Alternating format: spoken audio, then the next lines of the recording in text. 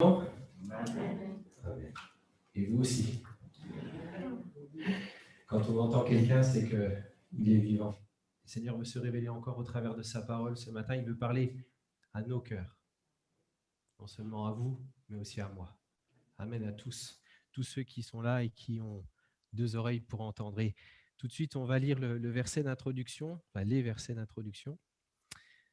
C'est dans Genèse au chapitre 41, versets 50 à 52.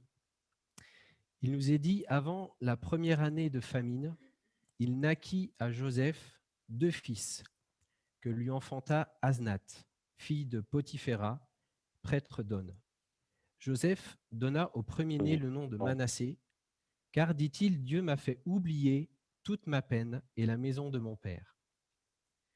Et il donna au second le nom d'Éphraïm, car, dit-il, Dieu m'a rendu fécond dans le pays de mon humiliation. Après, j'ai peut-être oublié quelque chose. Manassé, qui arrive en premier, le premier fils de Joseph, veut dire oublier, celui qui oublie. Éphraïm veut dire fécond, augmenter, multiplier, porter du fruit. Et nous savons et nous croyons, en tout cas je l'espère pour vous, que cette parole qui nous a été révélée, elle nous a été donnée pour connaître Jésus. Amen. C'est Jésus qui dit aux pharisiens, vous sondez les Écritures et vous pensez avoir la vie en elles, mais elles témoignent de moi. Toute cette parole, elle parle de Jésus, pour qu'on puisse se rapprocher de lui, pour qu'on puisse aussi le connaître et l'imiter. Et Jésus, c'est celui qui a oublié nos péchés. Comme Manassé, Jésus est venu dans ce monde et il a oublié nos péchés en mourant sur la croix. Il a donné sa vie et là, il a pris sur lui nos péchés et il a oublié nos péchés. Il nous a complètement lavés. Ensuite, il est allé dans le tombeau, on l'a placé dans le tombeau et il est ressuscité. Il est vivant. Et il est vivant pour faire quoi? Pour porter du fruit, pour se multiplier, pour augmenter, pour être fécond au travers de nous. Nous-mêmes, nous sommes un fruit de Jésus parce qu'il est mort à la croix. Et ensuite, au travers de nous, il veut porter du fruit. Il veut qu'on puisse le servir. Et Jésus a dit dans Jean 12 au verset 24, « En vérité, je vous le dis, si le grain de blé ne tombe en terre et ne meurt, il reste seul. Mais s'il meurt, il porte beaucoup de fruits. » Pour qu'il y ait l'évangélisation dans le monde, pour qu'il y ait nos vies rachetées, il fallait que Jésus meure. Si Jésus n'était pas mort, il aurait simplement béni, il aurait simplement parlé, mais on n'aurait pas pu être sauvé. On n'aurait pas pu passer l'éternité dans sa présence parce qu'il fallait un acte pour nous racheter. Et Jésus l'a fait à la croix. Il a oublié nos péchés et il a porté du fruit au travers de nous. Et Jésus est pour nous un exemple à suivre. Toute sa vie, il a oublié sa vie personnelle, sa vie intime, pour porter du fruit dans le service de Dieu, pour que nos vies soient rachetées, pour que nos cœurs soient touchés.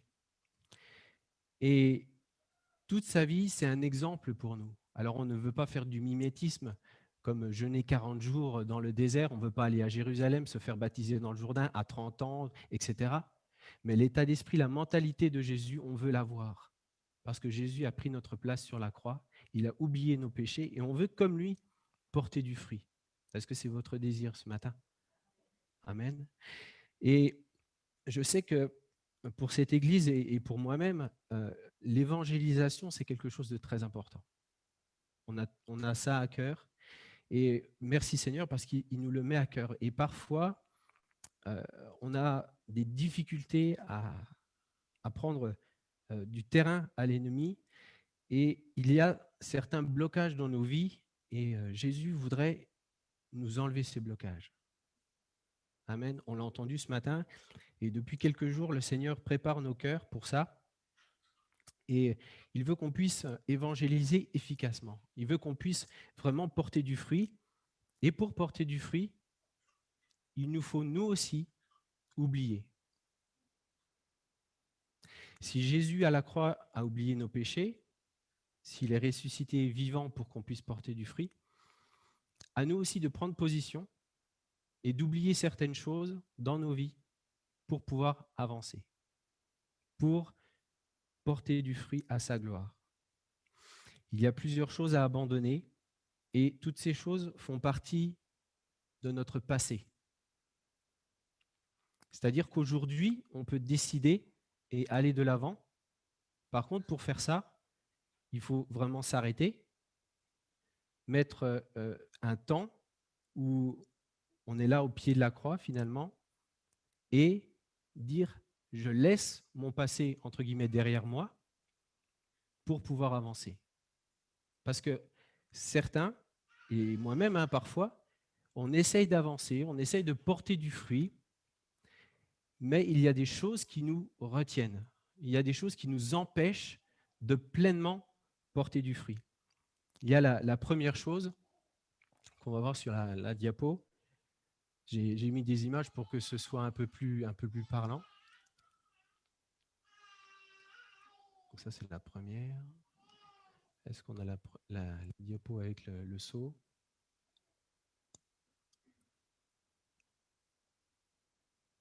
Ça marche pas? Non, sérieux. Ah.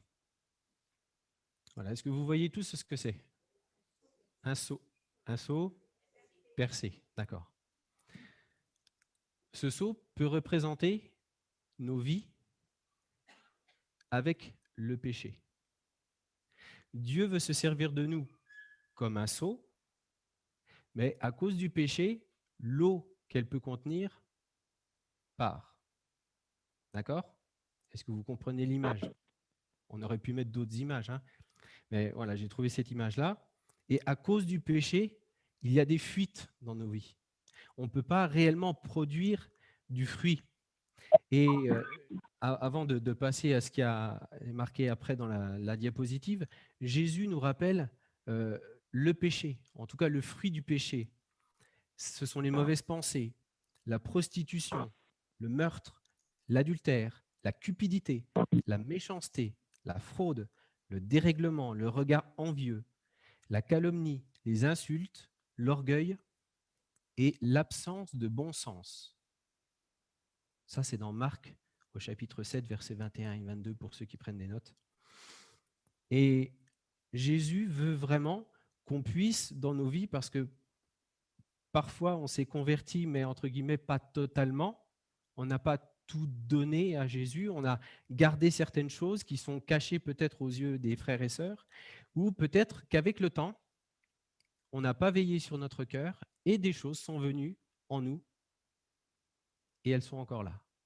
Et à cause de ça, on a du mal à parler à ceux qui sont autour de nous, ou on a du mal à être comme Jésus pour que le cœur de ceux qui sont encore étrangers à la foi puisse être touché. Et le Seigneur veut vraiment nous guérir de ça, veut vraiment nous délivrer de nos péchés. On l'a chanté tout à l'heure. C'est celui qui pardonne tes péchés. Et il est encore capable de le faire aujourd'hui. Il ne veut pas culpabiliser qui que ce soit. Parce que si je regarde bien dans ma vie, il y a aussi des choses. Ça peut être des choses qui sont importantes, des choses moins importantes, visibles ou pas aux yeux des autres. Le Seigneur veut vraiment nous débarrasser de ça, nous tailler pour qu'on puisse produire du fruit. Et on a un bel exemple de quelqu'un qui a été touché par la grâce de Dieu dans son péché et qui a porté du fruit. C'est Zachée. Zachée, cet homme de petite taille qui cherchait à voir Jésus, et il était curieux, et il a rencontré Jésus, et quand Jésus l'a vu, il lui a dit « il faut que je demeure aujourd'hui dans ta maison ».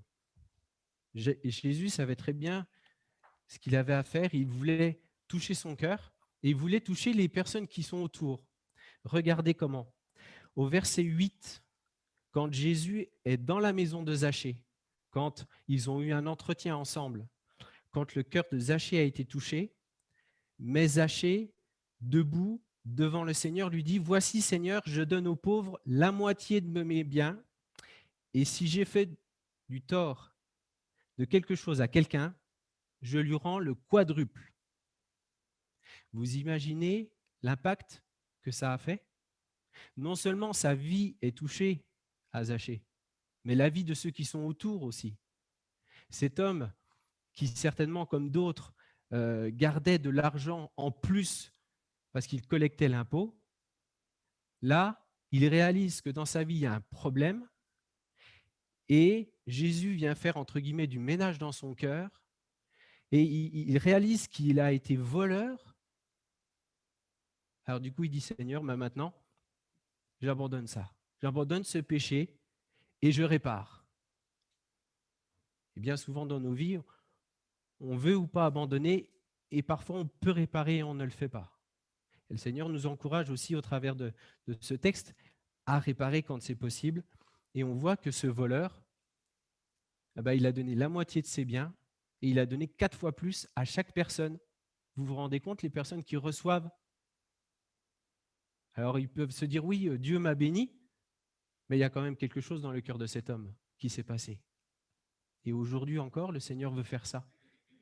Si dans cette liste, voilà, vous vous reconnaissez, on a tous des tendances dans notre cœur, dans notre chair, à cause de la chair, oui, qui est là. Et le Seigneur veut nous en délivrer complètement, pour qu'on puisse porter du fruit. Ensuite, on a un autre obstacle pour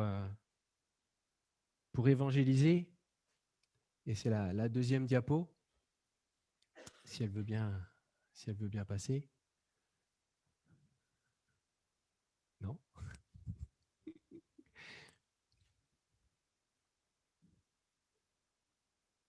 Bah, décidément,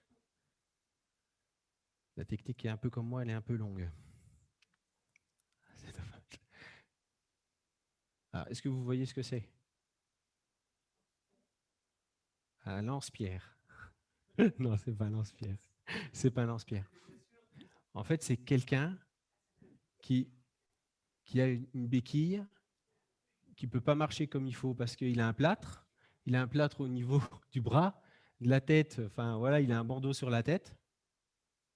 Et en fait, parfois, on voudrait évangéliser, mais on se retrouve dans la situation de cette personne. On est blessé de partout et on veut aider les autres. Comment cette personne peut accompagner quelqu'un, le tenir par la main, quelqu'un d'autre qui est blessé comme lui, et l'emmener vers Jésus? Est-ce que vous croyez que c'est possible? Enfin, entre guillemets, ça pourrait être possible. Alors, il faut beaucoup d'imagination, d'ingéniosité et tout. C'est quand même très, très compliqué dans cette situation-là. Et parfois, dans nos vies, c'est la même chose.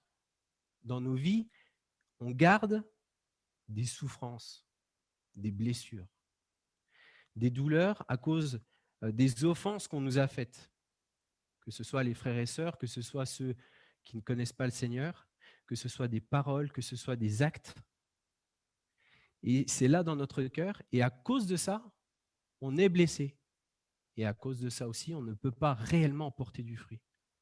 À nous d'oublier toutes ces blessures qui sont là dans notre cœur. Et le Seigneur veut délivrer ce matin.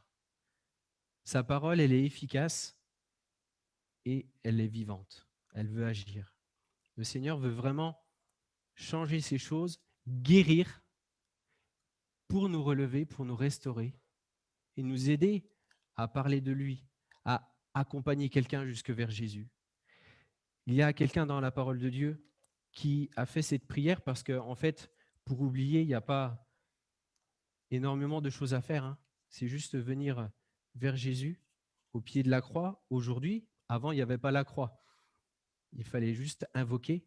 Et c'est dans 1 Chronique au chapitre 4, au verset 9 et 10, c'est Jaébetz ou Yaébetz, suivant les versions. Je ne sais pas si vous connaissez cet homme. Il n'y a que 2 versets dans la Bible qui parlent de lui, mais on pourrait écrire plein de choses et des livres sont sortis sur lui. Yaébetz était le plus considéré de ses frères. Sa mère l'appela du nom de Yaébetz en disant « C'est parce que je l'ai enfanté dans la douleur ». Je m'arrête là. Le nom de Yaébetz veut dire douleur. À chaque fois que sa mère, ses frères, son père, après il ne nous a pas parlé de son père, mais à chaque fois qu'on l'appelait, il entendait douleur, douleur, douleur. Et à un moment donné, il a dit stop. Il a dit j'en peux plus. Je veux plus souffrir. Je veux plus que ça se passe comme ça. Il a décidé quelque chose, il a pris position. Et on voit en verset 10, Yaébetz invoqua le Dieu d'Israël en disant si tu me combles de bénédictions et que tu étendes mes limites, si ta main est avec moi, si tu fais que, loin du malheur, j'échappe à la douleur, 3 petits points, on n'a pas le reste de sa prière. Et Dieu accorda ce qu'il avait demandé. Parce que Dieu ne veut pas qu'on reste dans la souffrance, il ne veut pas qu'on reste avec des blessures, des douleurs dans notre cœur. Non seulement pour nous-mêmes, il ne veut pas nous voir souffrir, hein, c'est un bon père, ce n'est pas le père fouettard, non seulement pour nous, mais aussi pour ceux qui sont autour de nous. Quand ceux qui sont autour de nous nous voient tristes et qu'ils voient à un moment donné qu'il y a un changement, ça c'est un témoignage, même sans forcément parler. Vous vous rendez compte? Quelqu'un qui est triste en permanence et qui, d'un coup, on ne sait pas pourquoi, pourtant il a toujours des problèmes, pourtant il y a toujours des situations qui sont difficiles, mais il y a la joie qui est là, la joie éternelle, la joie profonde. Et là, le Seigneur se glorifie. Et là, on peut porter du fruit parce qu'on a oublié, parce que nos douleurs sont oubliées, nos souffrances sont oubliées. Ensuite, on a un autre obstacle dans nos vies. Vous voyez bien ce que c'est? Oui. C'est quelqu'un qui porte un poids énorme sur ses épaules. Et parfois, en tant que chrétien, on est comme ça. Parfois, certains se croient tellement forts qu'ils portent tout. Ils écoutent à droite, à gauche, les personnes qui sont en difficulté, ils les aident et tout. Ils portent le poids des fardeaux de ceux qui sont là autour. Et au bout d'un moment, ils sont comme ça, et puis le poids est de plus en plus lourd, et presque ils sont à ramper. Ils ne peuvent plus avancer. On ne peut pas aider quelqu'un dans cette situation-là. Il faut que nous, on soit déjà aidés pour pouvoir aider quelqu'un. Quand on a un poids trop lourd sur nos épaules, ça peut être le poids de la culpabilité. Parfois, l'ennemi est là dans nos pensées, et il vient et il nous charge. Et certains croyants, dont parfois je fais partie, voilà, il y a cet état d'esprit de culpabilité qui vient et qui veut nous freiner. Parce que si l'ennemi ne peut pas nous empêcher d'être sauvés, il peut nous empêcher de servir. Il peut nous empêcher d'évangéliser. Et parfois, on le laisse faire. Hein. Entre guillemets, c'est de notre faute. Parce que nous n'avons qu'à nous rapprocher de Dieu. Et parfois, on ne s'en rend pas compte, mais voilà, l'ennemi nous charge. Il nous met des choses sur nos épaules. Parfois, c'est ça. Parfois, c'est l'extérieur. Les situations qui sont désagréables, qui ne vont pas dans notre sens. Ce qui est agréable, ça fait du bien et on se sent léger. Mais dès qu'il y a une situation lourde qui arrive, hop, ça nous bloque. On a du mal à s'approcher de Dieu déjà. Alors après, on a du mal à louer le Seigneur. On a du mal à parler de lui, à être comme lui. Et les fardeaux, le Seigneur veut s'en occuper. Le Seigneur s'en est déjà occupé. Alors s'il s'en est déjà occupé, pourquoi nous, on les garde?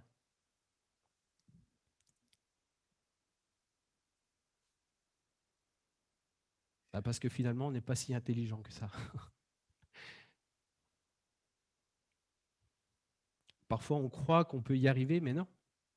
Lui, il est tout puissant. Nous, la force qu'on a, elle est en lui. C'est Jésus dans, c'est pas encore le verset 1, mais dans Matthieu 11, 28, Jésus dit « Venez à moi, vous tous qui êtes fatigués et chargés, et je vous donnerai du repos. » tous ceux qui sont chargés comme ça, et même plus, qui ne peuvent plus avancer. Le Seigneur, il est là pour enlever le fardeau. Il l'a pris sur la croix. Le fardeau, il l'a pris sur la croix. Il a pris nos péchés, il a pris nos souffrances, nos maladies, il a pris nos fardeaux. Il l'a déjà fait. Entre guillemets, on ne devrait plus en avoir. Et parce qu'on est humain, on les garde parfois. Certains s'en débarrassent tout de suite, certains les gardent. Et le Seigneur, ce matin, il appelle vraiment à venir vers lui et à décharger ces choses.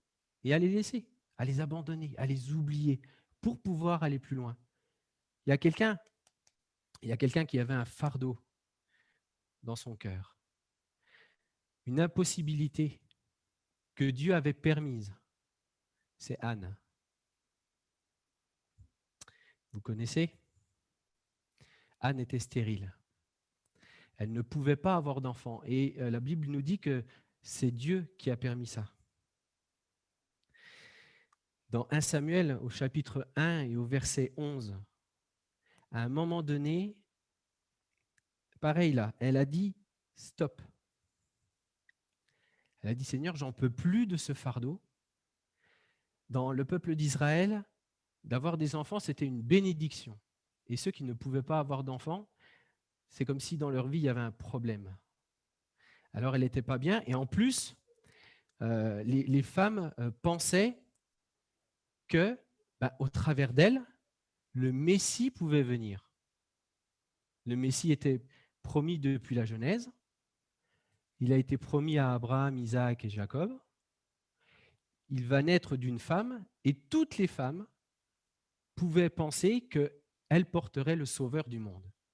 Une seule a été, une grâce a été faite, c'est Marie. Voilà, Dieu l'a choisie. Elle n'était pas meilleure que les autres, mais voilà. Mais Anne, elle en a eu marre de ce fardeau. Elle s'est approchée de Dieu et la Bible nous dit voilà, qu'elle était dans son chagrin et elle était tellement malheureuse que le sacrificateur qui était là pensait qu'elle était ivre. Tellement elle n'était pas bien. Et il nous est dit au verset 11 de 1 Samuel 1, elle fit un vœu et dit à l'Éternel des armées, si ton regard s'arrête sur l'humiliation de ta servante, si tu te souviens de moi et n'oublie pas ta servante, et si tu donnes un garçon à ta servante, entre parenthèses, elle dit 3 fois servante en 2 lignes, je le donnerai à l'Éternel pour tous les jours de sa vie et le rasoir ne passera pas sur sa tête. Elle voulait que le Seigneur enlève ce fardeau, qu'il la bénisse, mais elle n'a pas pensé qu'à elle. Elle voulait enfanter, mais elle voulait ensuite que cet enfant soit au service de Dieu toute sa vie. Et Dieu a exaucé parce que ce n'était pas un plaisir, une prière égoïste. C'était dans sa volonté. Le Seigneur avait fait exprès pour que Samuel puisse arriver dans le monde. Il a fait exprès qu'il y ait la fertilité dans son corps pour qu'elle puisse faire cette expérience. Et aujourd'hui, on est béni parce que voilà, il y a l'histoire de Samuel, c'est lui qui a oint Saül, David. Voilà, Samuel, c'est un homme de Dieu, avec ses faiblesses aussi, mais c'était un homme de Dieu. Et le Seigneur a enlevé ce fardeau à Anne, parce qu'elle a pris position, parce qu'elle est venue vers le Seigneur et elle a dit, j'en peux plus, enlève ce fardeau s'il te plaît. Et elle a porté du fruit. Non seulement elle, mais le fruit de ses entrailles a aussi porté du fruit. Amen. Et ensuite, il y a d'autres choses qui peuvent nous empêcher aussi de porter du fruit, de se multiplier. Ça peut être, voilà, c'est une guitare, d'accord, pour tout le monde. avec une corde qui est cassée. L'image de quelqu'un qui connaît Dieu ou qui croit connaître Dieu et qui veut le servir, qui veut l'adorer. Bon, là, c'est par le chant. Mais on est bien d'accord que s'il se sert de la guitare, il va y avoir quelque chose qui ne va pas passer au bout d'un moment. Normalement, on gratte toutes les cordes. Hein. J'ai appris un tout petit peu à jouer de la guitare et il faut gratter toutes les cordes. Et au bout d'un moment, sur cette corde-là, il ne va rien se passer. Et dans certaines vies, ça peut être la même chose. On peut avoir pris position pour le Seigneur et dans notre éducation, on ne peut pas porter du fruit parce qu'il manque quelque chose. Il y a un blocage quelque part. Et c'est au niveau de l'éducation parfois.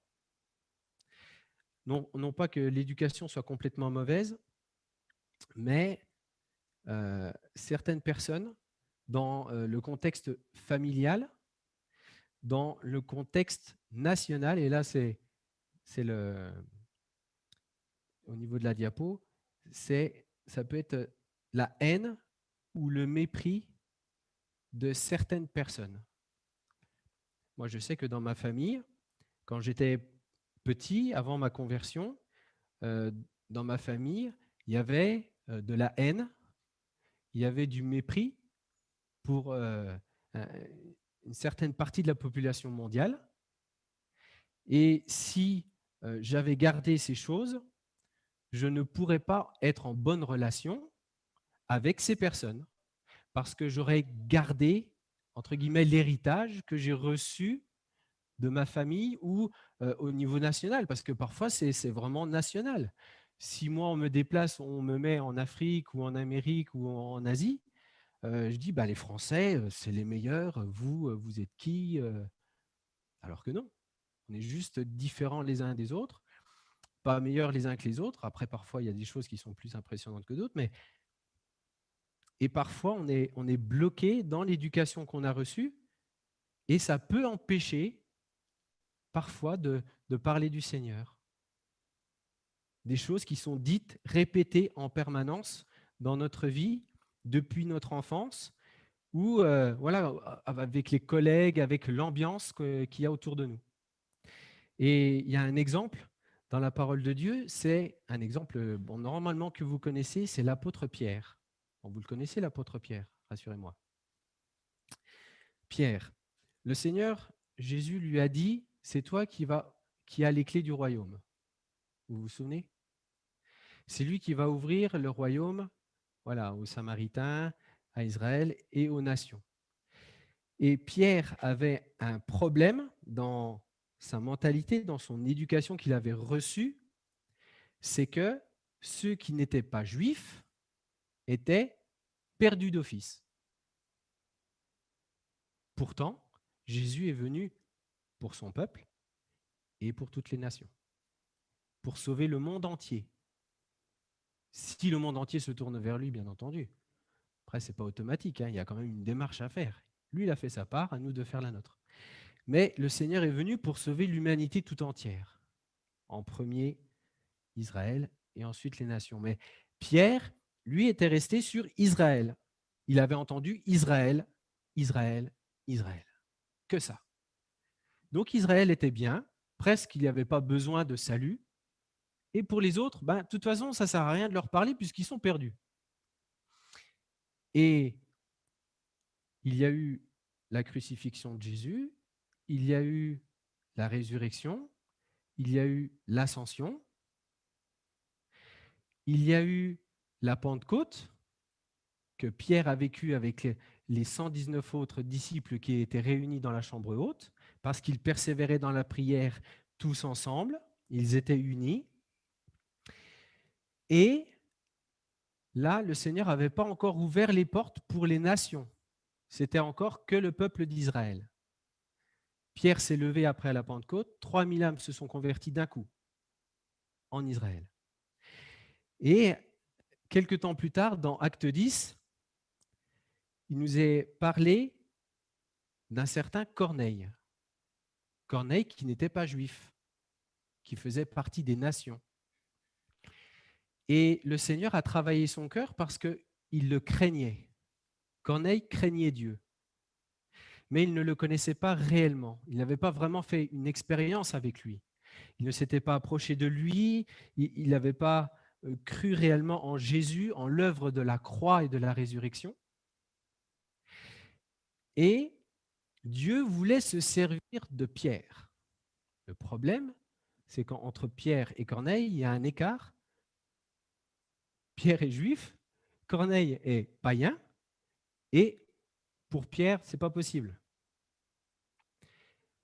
Alors souvenez-vous, Pierre, à un moment donné, il était dans une maison, il attendait pour manger, et en attendant de manger, au lieu de regarder son ordinateur, la télé ou de causer à droite à gauche, il est monté sur le toit, sur la terrasse, et il a prié. Et pendant qu'il priait, le Seigneur l'a visité, le Seigneur lui a ouvert les yeux. Il y a une nappe qui est descendue et plein d'animaux dessus. Des animaux qui, pour les Juifs, étaient impurs.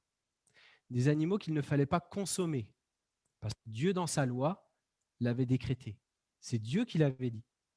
Et là, Dieu lui dit, tu tues ces animaux et tu les manges.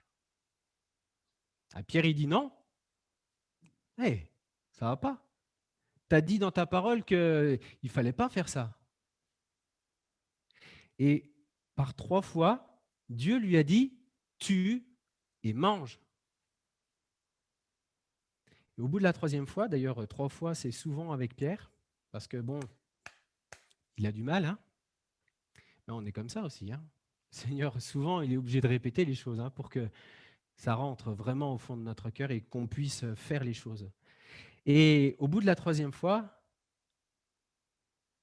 Dieu lui dit, ne regarde pas comme impur ce que je considère comme pur.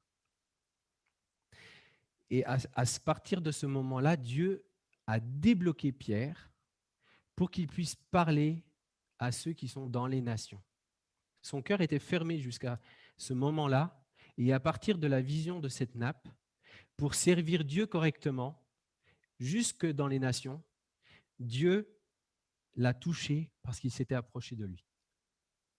Il ne savait pas ce qui allait se passer, et Dieu a prévu ce moment pour que Pierre puisse être débloqué, et il s'est laissé faire finalement.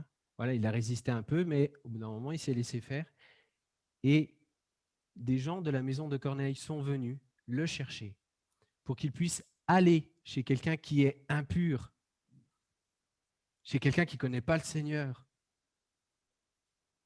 Il a été chez lui. Il a parlé du Seigneur. Toute la maison s'est convertie. Si Pierre n'avait pas accepté la vision de la nappe, qu'est-ce qui se serait passé? Peut-être qu'aujourd'hui, on ne serait pas là. Vous vous rendez compte des fois, entre guillemets, les petites choses?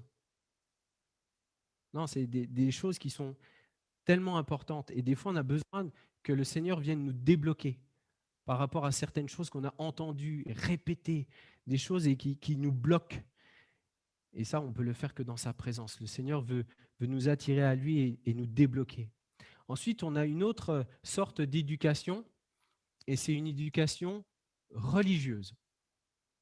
Parfois, on n'était pas forcément dans le monde avant, on était dans une religion.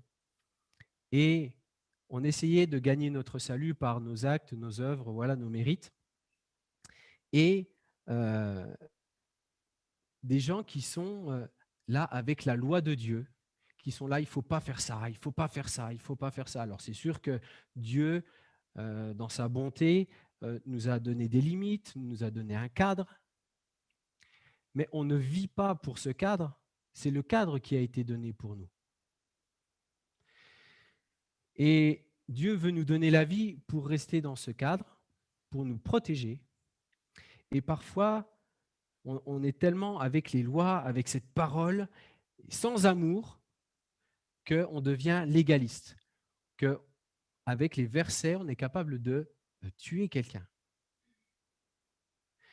Et on a un exemple de quelqu'un qui était zélé pour Dieu, quelqu'un qui connaissait Dieu, mais qui ne pouvait pas le servir correctement, c'est l'apôtre Paul. Saul de Tarse à ce moment-là.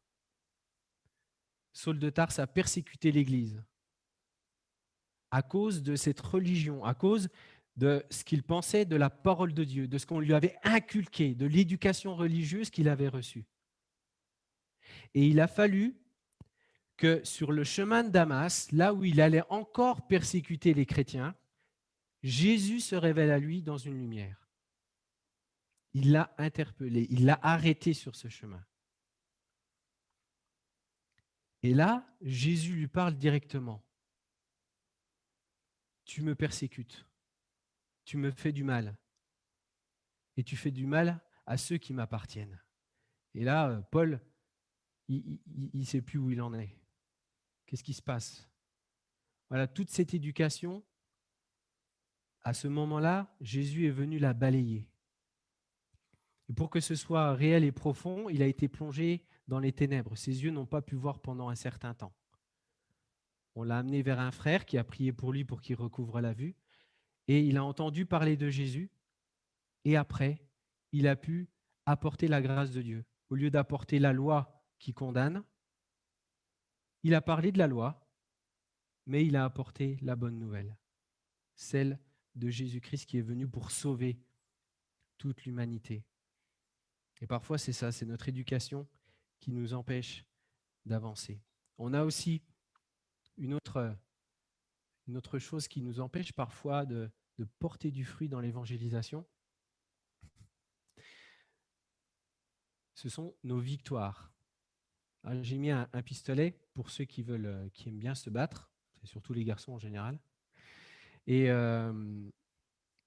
les victoires, parce que quand il y a une victoire, c'est qu'il y a confrontation et voilà, on aime bien, voilà, il y a la testostérone et tout, et on gagne. Mais parfois, nos victoires passées, on se repose dessus et entre guillemets, on ne fait plus rien. Entre guillemets, on ne combat plus. On se dit, ben, j'ai déjà gagné. Le Seigneur est déjà intervenu dans le passé. Bon, ben, ça fait 20 ans quand même, hein, 40 ans, 1 an. Oui, mais aujourd'hui, on est aujourd'hui. Le Seigneur est le même hier, aujourd'hui et éternellement. Le Seigneur veut agir aujourd'hui. Il veut qu'on ait la victoire aujourd'hui. Il ne veut pas qu'on ait la victoire d'hier et qu'on reste dessus. Est-ce que vous vivez avec ce que vous avez reçu d'avant? Oui, mais pour la nourriture, pour les choses de tous les jours, les choses quotidiennes, non. On est obligé de revenir à des bases. La nourriture, le vêtement, toutes les choses sont nouvelles tous les jours. Eh bien, les victoires, c'est un peu la même chose. On a l'exemple de Samson, qui lui a eu des grands combats et des grandes victoires. Avec une mâchoire d'âne, 1000 hommes, il a réussi à vaincre. Quand même, en étant tout seul, c'est quand même fort, hein. Je ne sais pas si vous réussiriez à faire la même chose, mais moi, je ne pense pas, hein, pour moi-même. Mais lui, il a réussi. Et à un moment donné de sa vie, avec les choix qu'il a faits, on voit que il a cette mentalité où il a déjà gagné, donc il n'a rien à faire. C'est bon. Et dans Juge, au chapitre 16 et au verset 20, quand le rasoir est passé sur sa tête parce que sa force, le symbole de sa force, était dans ses cheveux. Ses cheveux étaient longs, Dieu avait fait exprès, il était consacré à Dieu et parce que ses cheveux étaient longs, Dieu reposait sur lui, Dieu le bénissait et lui donnait la victoire. Il a été rasé parce que il n'a pas veillé et voilà, il s'est fait attaquer par ses ennemis. Et au verset 16 du chapitre 16, il dit « Je m'en sortirai comme les autres fois. Je me dégagerai. Finalement, je suis assez fort. » Mais il n'avait pas pensé que en fait, Dieu s'était déjà retiré de lui. Et la force qu'il avait ne venait pas de lui, mais il venait de Dieu. Et là, on voit qu'après, il a tourné une meule, il a eu les yeux crevés. Voilà, il a été dans la défaite parce qu'il n'a pas veillé sur son cœur, parce qu'il a fait les mauvais choix et il a eu des victoires et il s'est reposé sur ses victoires. On a un autre homme qui, lui, a mieux fini que Samson, c'est David, le roi David. On sait qu'il a combattu Goliath, qu'il a vaincu. Ensuite, quand il est devenu roi, il a fait les guerres de l'Éternel. Et là aussi, il a vaincu. Dieu lui a donné la victoire. À un moment donné de sa vie, plus tard, avec le temps, et des fois c'est ça. Des fois au début on est tout feu, tout flamme, on fait attention, on est chaud, on y va et tout. Et avec le temps, avec la sagesse, vient aussi parfois la paresse ou des choses, voilà, la négligence. Et dans 2 Samuel au chapitre 11 et au verset 1, il nous est dit, l'année suivante, au temps où les rois se mettaient en campagne pour faire la guerre, David envoya Joab, c'était un de ses meilleurs soldats, avec ses serviteurs et tout Israël, pour porter la destruction chez les Ammonites et pour assiéger Rabat. Mais David resta à Jérusalem. Le roi, qui devait être au combat, n'y a pas été. Il est resté chez lui, les bras croisés. Il a dit, allez-y vous, moi je vais rester là, je vais profiter. Il y a le combat dans la prière. Non, bah, je n'ai pas envie, non, c'est une autre fois. David a remporté des combats, il a eu des victoires, et là, avec ce choix-là, il a eu une défaite. C'est le passage où il regarde autour de son palais, il voit une belle femme, il la désire, il la fait appeler, il couche avec elle, et ensuite, parce qu'elle est enceinte de lui, il commandite le meurtre de son mari. Entre parenthèses, David, c'est un chrétien. D'accord? Et il est chrétien. Il connaît Dieu, le Dieu d'Israël, il a combattu pour lui, il a eu des grandes victoires, et là, il a une grande défaite.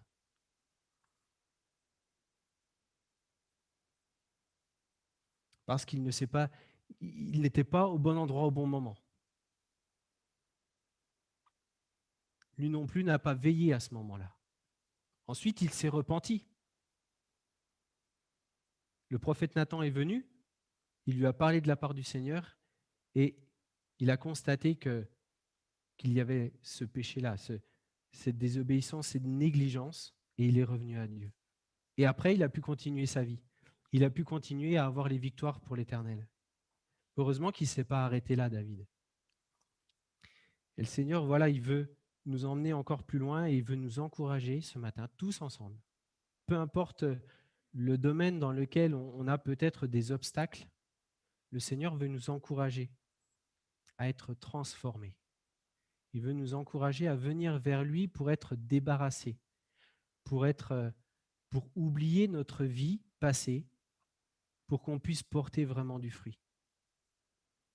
Parce qu'avec toutes ces images, on ne peut pas réellement porter du fruit. Les personnes ne vont pas comprendre. Il va y avoir des choses qu'on ne pourra pas faire. On l'a vu ensemble. Et tous ces exemples sont là pour nous le montrer. Alors on veut ensemble, parce que nous avons tous besoin, je pense, de venir et d'abandonner, de venir au pied de la croix, vers Jésus, qui là, à la croix, a vraiment tout pris. Il a pris nos péchés. Il a pris nos souffrances. Il a pris nos fardeaux. Toute cette mentalité dans notre éducation, toutes ces victoires que nous avons eues, on veut les déposer au pied de la croix pour aller plus loin. Amen. Le Seigneur Jésus, il veut porter du fruit au travers de nos vies. Il veut se servir de nous. Dans le service pour lui, dans sa maison, avec les frères et sœurs, mais aussi à l'extérieur, pour que des âmes soient sauvées. C'est son désir. Et je sais que c'est le vôtre aussi. Et parfois, on a de bonnes motivations, mais nos vies sont comme un blocage parfois. Et le Seigneur, voilà, ce matin, je pense qu'il veut vraiment débloquer quelque chose. Déjà tout à l'heure, il nous a invités à le faire et il veut le faire vraiment. Et le texte de conclusion, et ça finalement c'est l'évangélisation, c'est le premier et le deuxième commandement, aimer Dieu et aimer son prochain comme nous-mêmes. C'est ce que Dieu nous demande finalement. C'est dans Hébreux 12, versets 1 et 2. Nous donc aussi, puisque nous sommes environnés d'une si grande nuée de témoins, rejetons tout fardeau et le péché qui nous enveloppe si facilement. Et courons avec persévérance l'épreuve qui nous est proposée, les yeux fixés sur Jésus, qui est l'auteur de la foi et qui l'amène à la perfection. Au lieu de la joie qui lui était proposée, il a supporté la croix, méprisé la honte et il s'est assis à la droite du trône de Dieu.